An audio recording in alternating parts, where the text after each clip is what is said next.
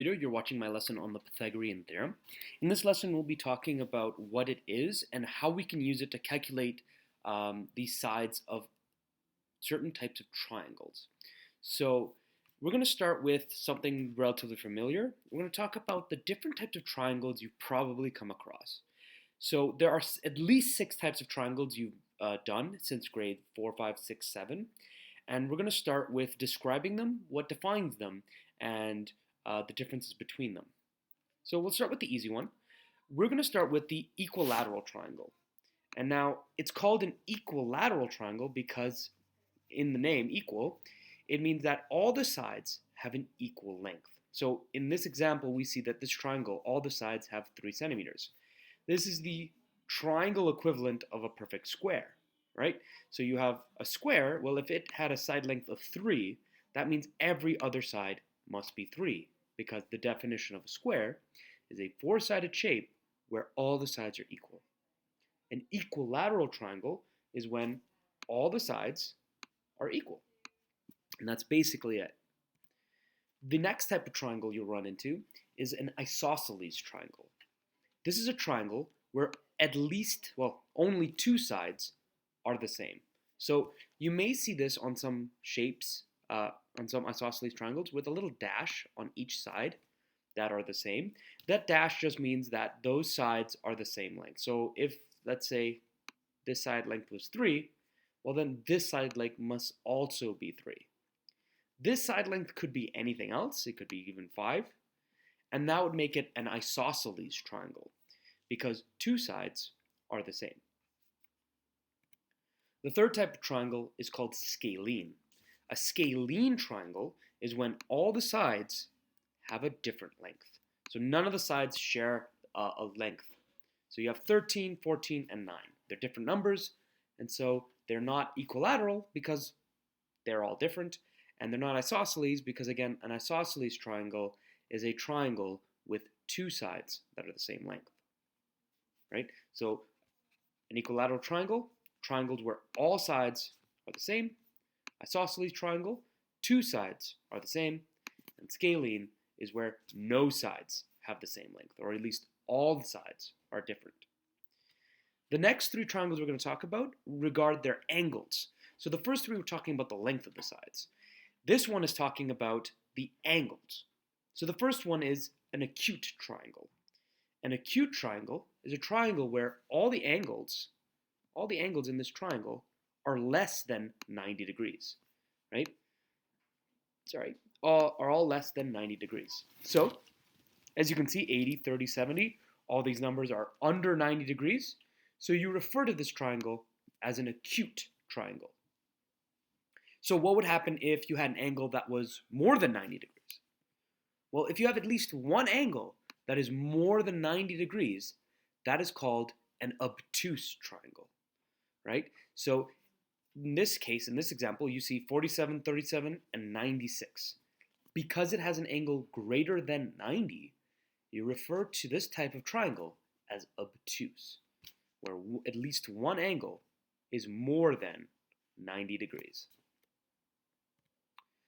So we talked about triangles that have less than 90 degrees. We talked about triangles that have more than 90 degree angles. But what if they have exactly 90 degree angles? Well, that's called a right triangle. A right triangle, right? So it has an angle, at least one angle, where it's exactly 90 degrees. And so usually it's denoted by this little box shape here, or just written like that with a 90. This is called a right triangle, and this is the triangle we'll be focusing on with the Pythagorean theorem. So that doesn't necessarily mean, like, even though the Pythagorean theorem focuses on right triangles, that doesn't mean that the other types of triangles won't show up. On a question, I may ask you, what type of triangle is this? And I will ask you if the Pythagorean theorem would work on this triangle. And you'd have to be able to recognize, is it equilateral? Is it scalene? Is it acute? Is it obtuse? Or is it right? Because if it's not a right triangle, Pythagorean theorem won't work. So you have to recognize the triangles. In addition, triangles can also be overlapping in types. So let's take a look at these 2 examples. here we have a right triangle, as you can see. It looks exactly like the right triangle we see here. And the side length is 9, 12, and 15. Well, all the sides are different. So if you review correctly, you'll know that that is a scalene triangle. It also has a 90-degree angle in it. So is it scalene or is it right?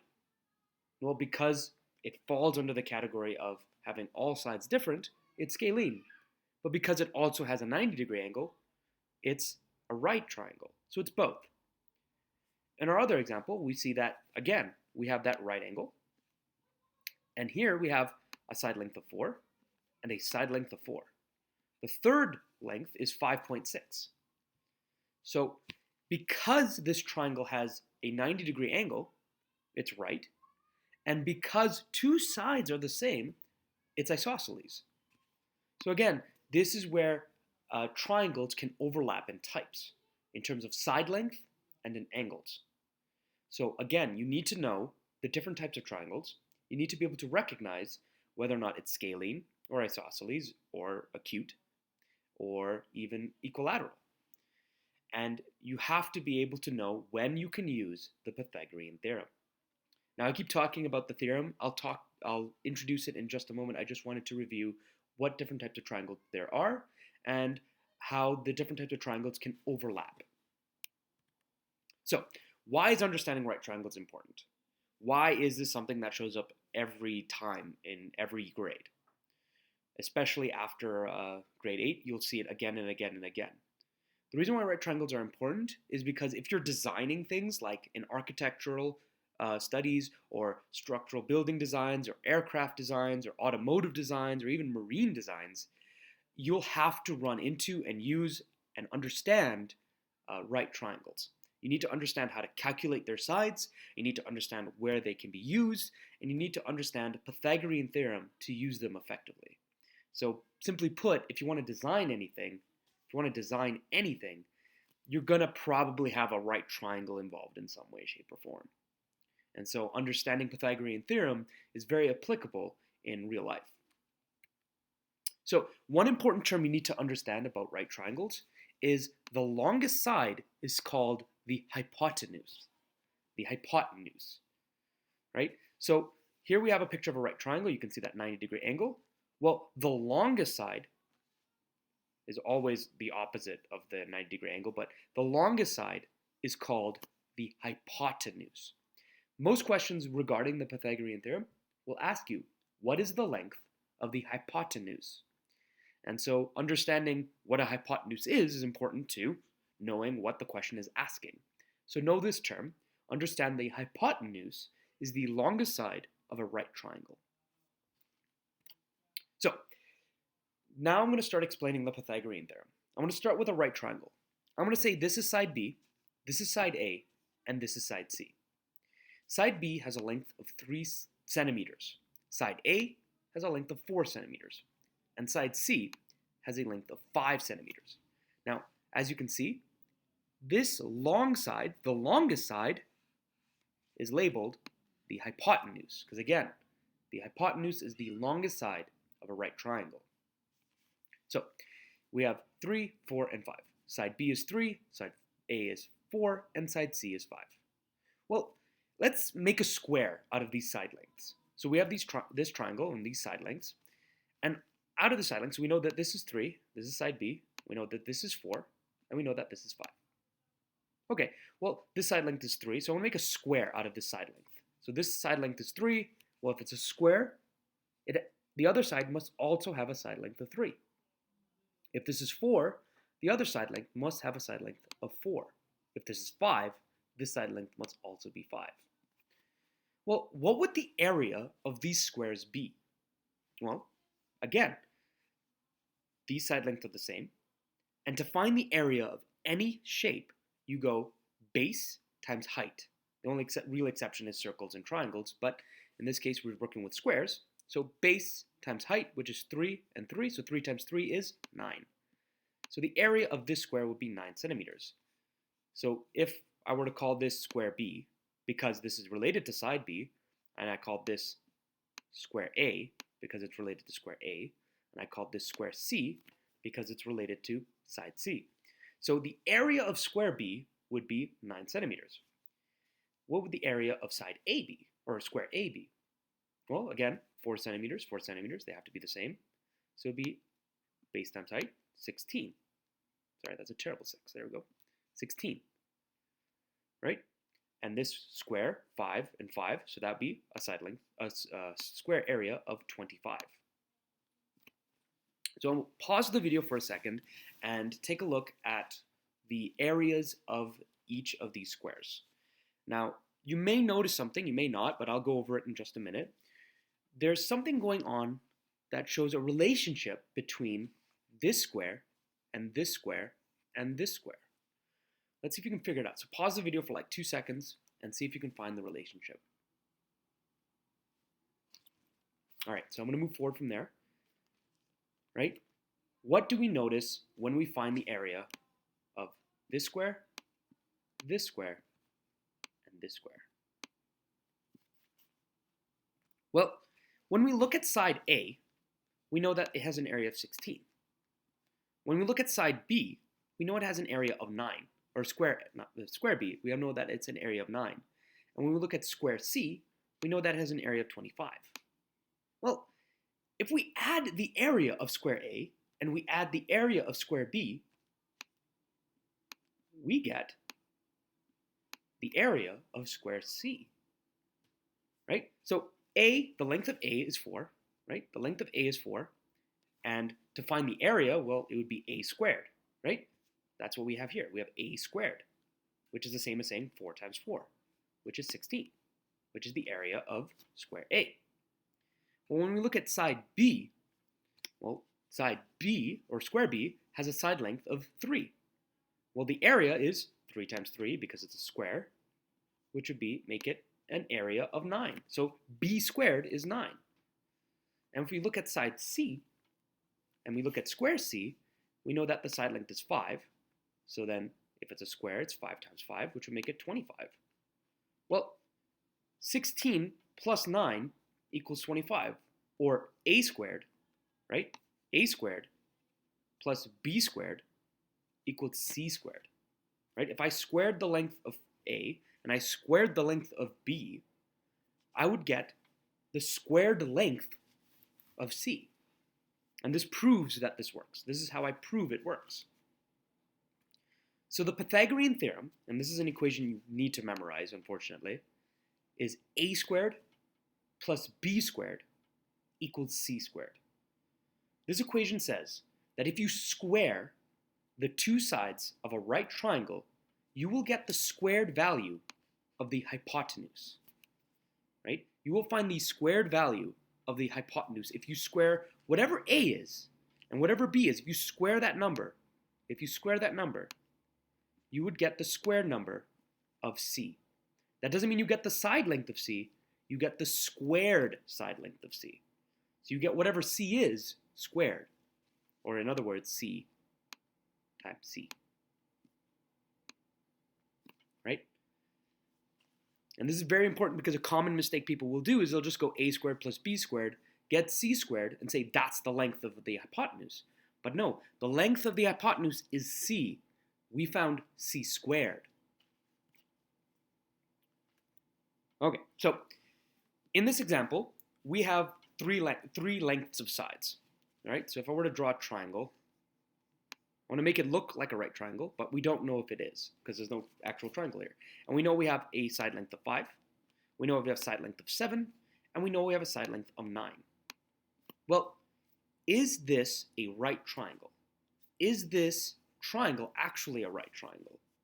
Well, I drew it as a right triangle, but that doesn't necessarily mean it is one, because the side lengths need to match up to the equation A squared, right? A squared plus B squared equals C squared. Now, C squared, if you look here, C is your hypotenuse. This guy right here is always your hypotenuse. So A and B, it doesn't matter what you label A and B. This could be A, or it could be B. This could be A, this could be B. It doesn't matter. What matters is you make sure C, in your equation, C is your long side, or your hypotenuse. So we have a squared, b squared equals c squared.